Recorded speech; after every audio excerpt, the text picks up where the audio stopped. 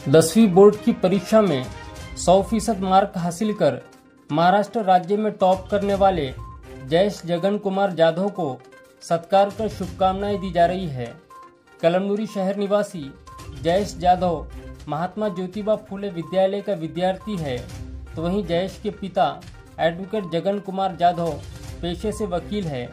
जयेश जाधव को मिली शानदार कामयाबी के बाद मित्र परिवार की ओर से जयेश को शुभकामनाएं दी जा रही है। तो वहीं हिंगोली जिला अधिकारी राहुल गुप्ता ने भी जयेश जाधव की सफलता की सराहना करते हुए शुभकामनाएं दी।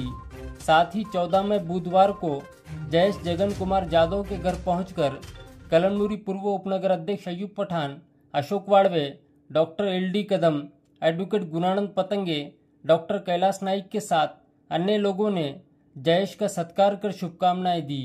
कळमनुरी तालुका हा मुळातच सातत्यानं शैक्षणिक दृष्ट्या आणि सामाजिक दृष्ट्या मागासलेला म्हणून या कळमनुरी तालुक्याची ओळख आहे।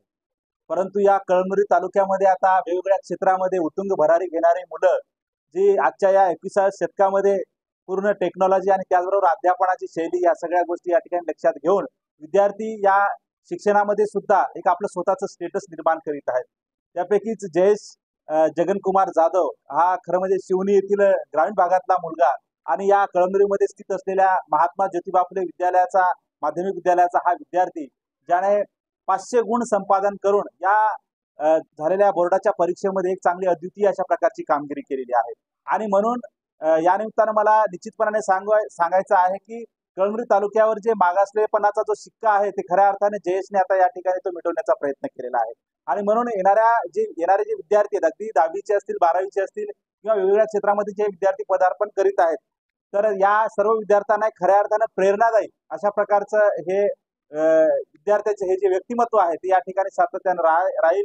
आणि म्हणून पालकांनी सुद्धा कशा प्रकारचं सहकार्य केलं पाहिजे काय नाही, तर आदरणीय ॲडव्होकेट आमचे सिनियर जगन कुमार जाधव सर यांनी सुद्धा या ठिकाणी विद्यार्थ्याला म्हणजे एक स्वतःचा मुलगा म्हणूनच नाही तर त्या विद्यार्थ्याची जडणघडण कशी झाली पाहिजे, स्वतः पालक हे किती त्या बाबतीमध्ये या ठिकाणी जागृत असणं अत्यंत गरजेचं आहे, हे सुद्धा या ठिकाणी त्या पालकांच्या माध्यमातून या ठिकाणी आम्हाला त्या सगळ्या गोष्टी निदर्शनास येतात। आणि म्हणून या निमित्तानं मी जयेशसाठी या ठिकाणी येणाऱ्या कारण हे जयेशसाठीची पहिली पायरी आहे आणि म्हणून त्या प्रत्येक पायरीवरती या ठिकाणी आणि देशाचं भविष्य खऱ्या अर्थाने जयेश सारख्या विद्यार्थ्यामध्ये या ठिकाणी दडलेलं आहे।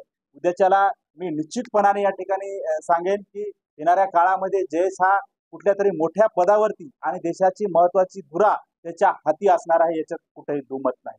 आणि म्हणून त्याला सहकार्य करणारे, त्याला अध्यापन करणारे, त्याला मार्गदर्शन करणारे सर्व शिक्षक वर्ग, त्याचा स्टाफ, ते महात्मा ज्योतिबा फुले विद्यालयाचा स्टाफ, त्याचबरोबर इतर जे शिक्षक मंडळी आहेत त्यांनी जे सहकार्य केलेलं आहे त्यांच्या जडणघडणीमध्ये, जयेशच्या या जडणघडणीमध्ये निश्चितपणाने या सगळ्यांचा या ठिकाणी सिंहाचा वाटा आहे।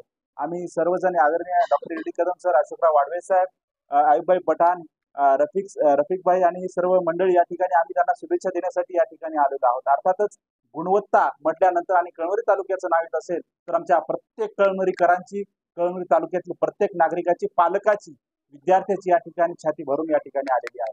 पुनश्च जयेशच्या पुढील शैक्षणिक वाटचालीसाठी मनापासून खूप खूप शुभेच्छा देतो। धन्यवाद। जय हिंद, जय महाराष्ट्र।